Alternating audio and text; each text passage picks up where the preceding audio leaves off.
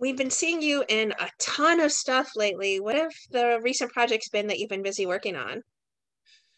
Well, I did a little stint on Tina Fey's show, Girls Five Eva, which was, just a lot of joy.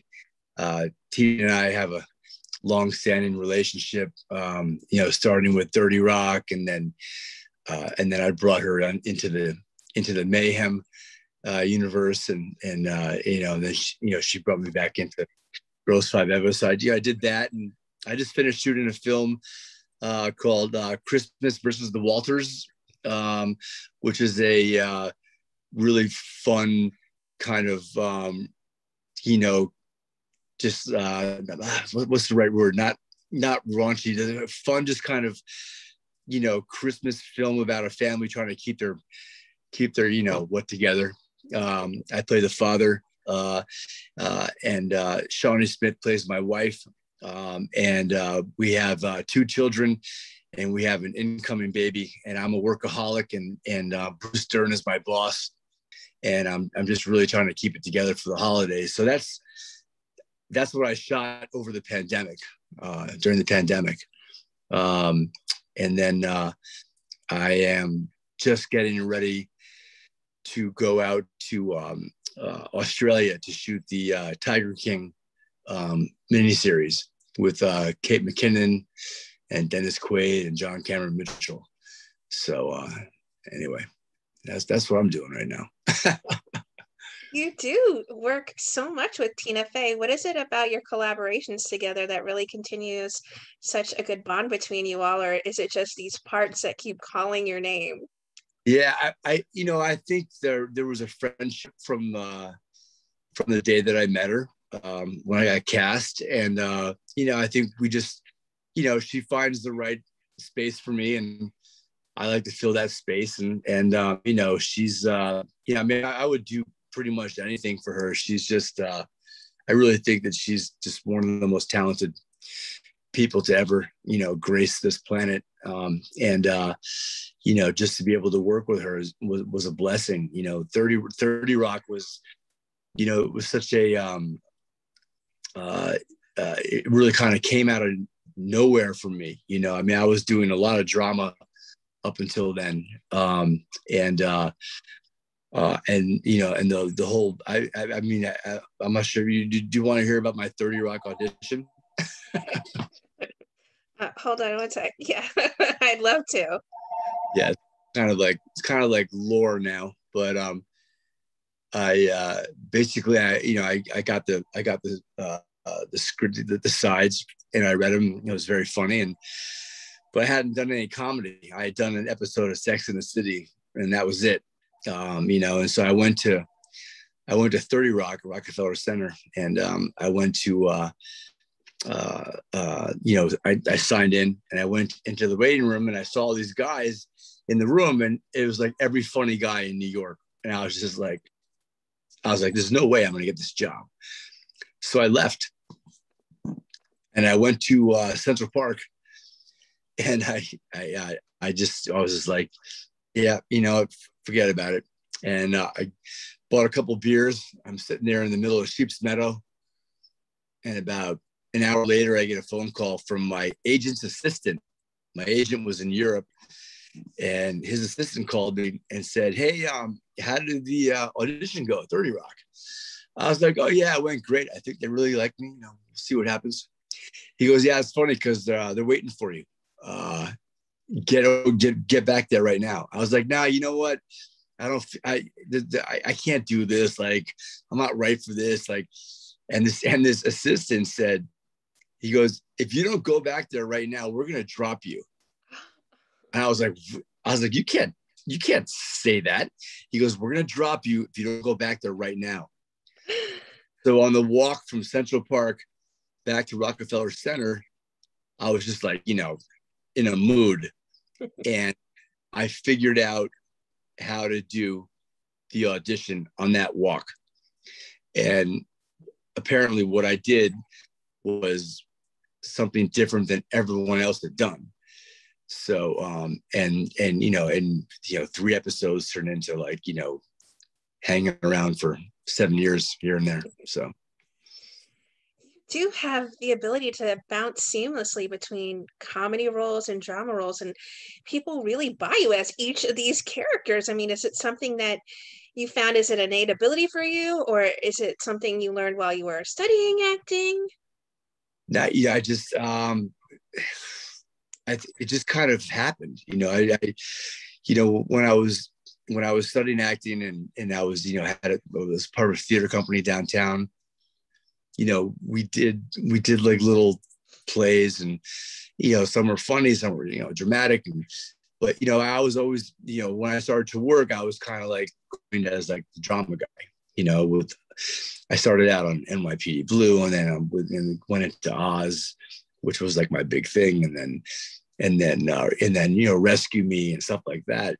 But then, there was always like I had a I had the funny inside of me that no one was really kind of aware of. They hadn't Probably, tapped into it yet. yeah. Well, probably no fault of my own. I mean, I wasn't doing stand up. I wasn't part of a group. I mean, I wasn't, but, uh, but Adam Bernstein, who directed those first couple episodes of 30 Rock, he and Tina, they kind of found me to be the guy. And Adam had directed uh, Oz, a bunch of episodes of Oz, and so he was, he knew that I was funny, but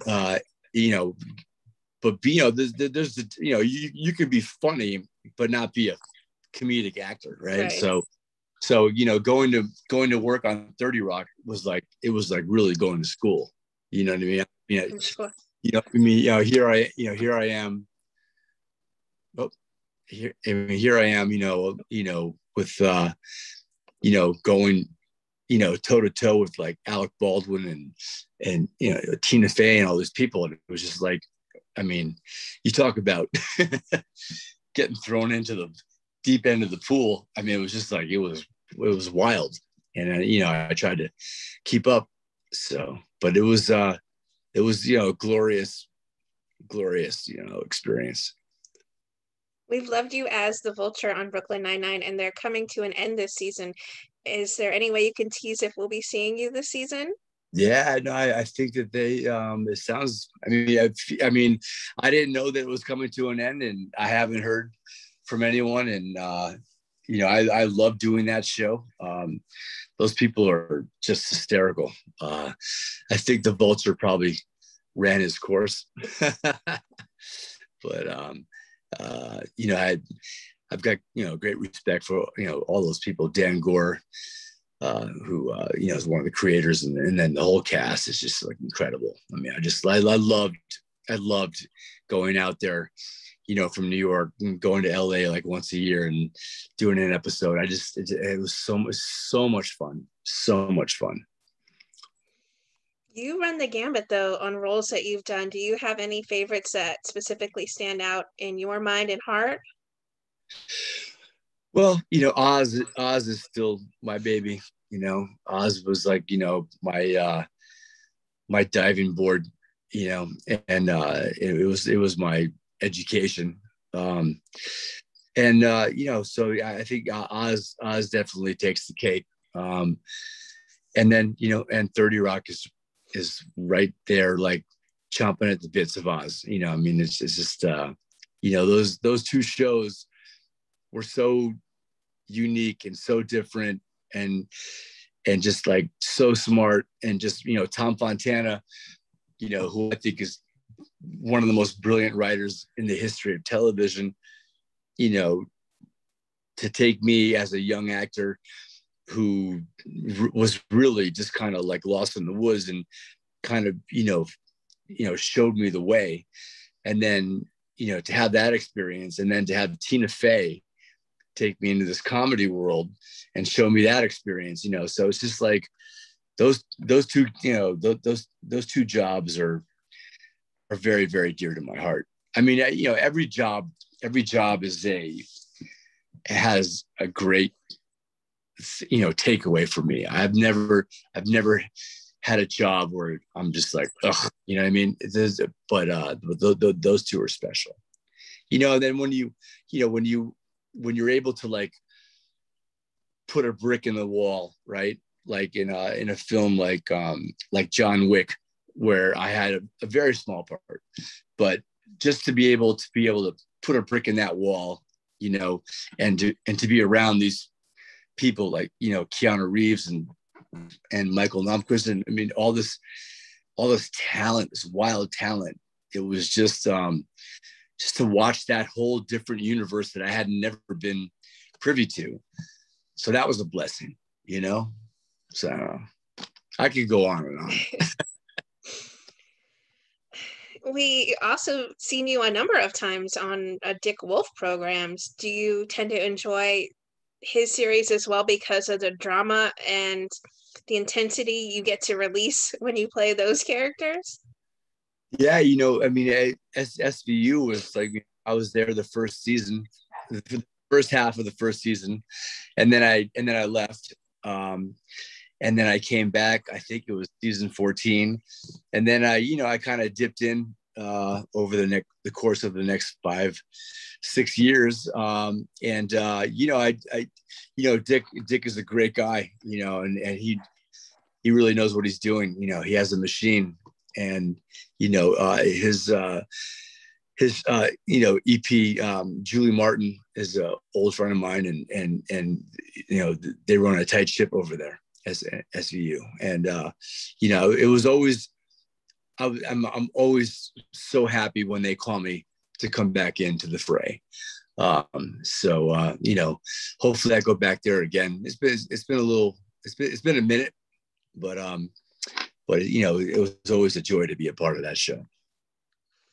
We'll be seeing you here coming up at the ATX Festival talking about the Oz reunion. What is it about Ryan or about this series that really still continues to hold such a special place in your heart? Yeah. I mean, I think because it was the first, it was my first like real job as far as going to work on a series. And I was living downtown. I would ride my bike to work. That never happens anywhere. Right. My best friend was the creator of the show. My brother played my brother. My other brother was one of the writers. You know what I mean? It was a family affair. A family affair, and then I became so close with the cast. Yeah, I had dinner last night. I had dinner with Chris Maloney and Lee Tergesen and Rita Moreno and Tom Fontana, and we had a 3-hour dinner at Del Umberto, and we had a blast. We had an absolute blast because that experience was so special for all of us because, we were the first dramatic series on late night television.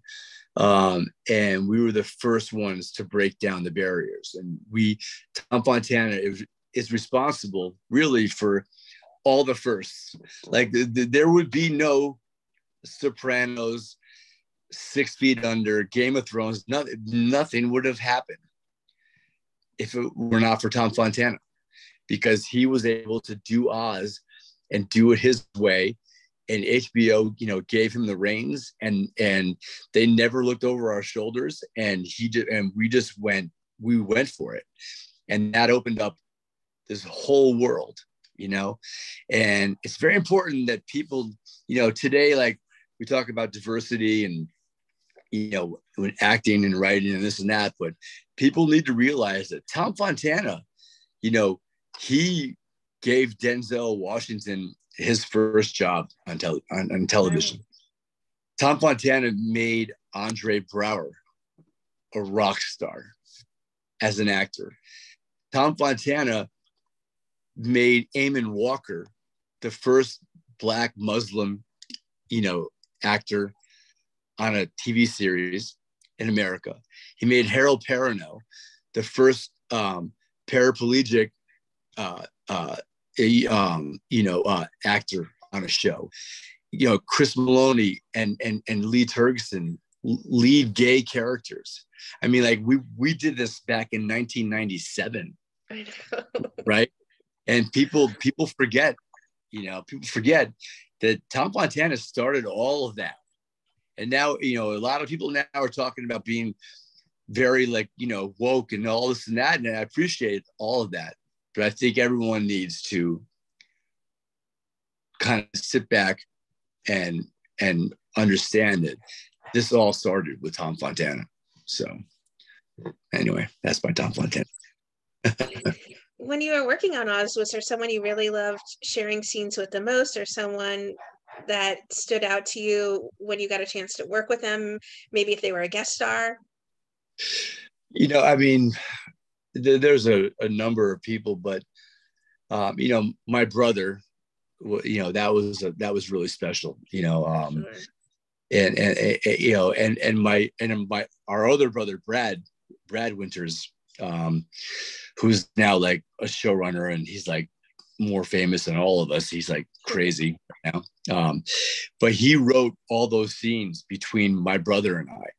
So that was very intimate, right? So so those scenes with my brother Scott were beautiful. Growing up with Scott, he and I are Irish twins. We're 12 and a half months apart. And I'm older. But my whole life, Scott was always kind of like the older brother, right? So in Oz, I was given the opportunity to actually be his older brother, right? And that was a real gift. It was a real gift for me. It was a beautiful thing. But then, I get to work with, Betty Buckley is my mother. I mean, it's like, are you kidding me? and then Rita Moreno, who, I just like, when I saw West Side Story, I was like, that's it. I think I like dark-haired women. I was like, what? I was like 10.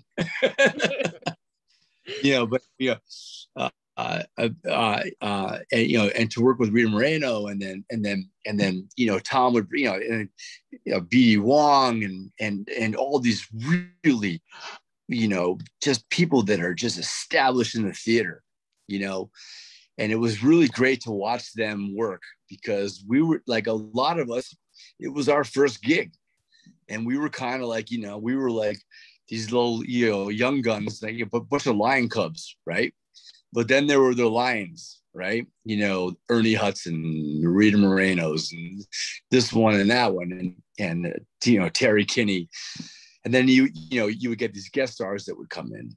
We have these rappers that would come in, and this one and that one. And it was just like, it was really just an amazing world to play in for 7 years. And and nothing has come close to it. Nothing. And the fact that last night we had, I dinner with Chris Maloney, Lee Turgson, Tom Fontana, Rita Moreno. It's like the fact that we're still like having dinner now, like, 24 years later, and laughing our asses off. And yeah, I mean, it's just like, there's a testament to that. So. Are you ready then for your experience at ATX? Do you have a list of stories you want to cover? Or are you like sort of going back to, I don't know if you've saved scripts or anything especially significant to you from your time at Oz that you're preparing for this barrage of questions from the fans that are going to ask you about your experience? No, I'm just like, let it fly. I know you've touched on it a little bit. I'm sure you've touched on it a little bit so far, but what is it, do you think, that has made Oz such a standout series and continues to make it such a fan favorite show all these years later? I think, it's kind of, it has a Shakespearean vibe to it, right? It really does. If you look at it, it has that kind of vibe. And the way that it was written and the way that Tom was able to navigate through these different communities of, religion and sex and this and that and whatnot. And at a very early stage, back, 24 years ago, and I think that it doesn't get old. And a lot of the stuff that we were dealing with back then is very prescient today, and I think that, thank God for HBO Max and the people that keep it alive, because, I get recognized on the street now as much as I did back then for Oz, and that's like, that's amazing. But yeah, I think that there's, we have a very, very fucked up prison system. And I think everyone knows that, and it's no joke in there. And, the greatest compliments I ever got were from prison guards and prisoners who saw the show, and they're like, you know what? You guys got it. You guys figured it out, because it wasn't glossy, wasn't sexy, it wasn't like, it was like, we didn't Hollywood it at all. It was just like, it was real, and I think that the informed person, it touches a nerve, right? Whether it's 24 years ago or today, and that's just, a testament to the writing, I think, personally. So, well, that's a great segue into my next question. I was going to ask you, with all of these incredible roles you've done, your long resume, what do you get recognized the most for? Guess. Mayhem. Yeah. Yeah, that's pretty much. Yeah, it's pretty much it. It's like when you're on, in people's living rooms, like all day long, it's like you become part of their furniture, especially during the pandemic when people are only watching TV and the commercials. Yeah. Well, but what's funny? They actually pulled the commercials in 2020 in March. So they have not run a Mayhem commercial since March 10th, 2020. I think the thought was, we have this crazy guy in the White House making all this noise. We don't need a crazy white guy on TV making more noise. And so I understood their thought process. But now that things have slowed down, we're gonna come back, but we're gonna come back in a very different way. It's still gonna be mayhem. It's gonna be cheeky. It's gonna be like, all of that, but it's gonna be different, and that's what I'm excited about. Good. Yeah. Well, and not to take up too much more of your time, but yeah, what would you like to say then to everyone who are fans and supporters of the work you do, whether it's of something dramatic you take on or comedic you take on? What would you like to say to people who are fans of the work you do? I'm so appreciative of fans, and I'll never. I mean, I'm the guy, like, if I'm walking around New York, my friends, my friends go crazy because I'll stop. Everyone who stops me, I'll stop and I'll talk to them. And it's not just a selfie. I'm asking them who they are. You know what I mean? Like, I want to figure out like who they are, because I appreciate anyone who invests time and money in watching something that I'm a part of. That's a big thing. And I don't take that lightly, I was a 10-year bartender in New York City. I was struggling.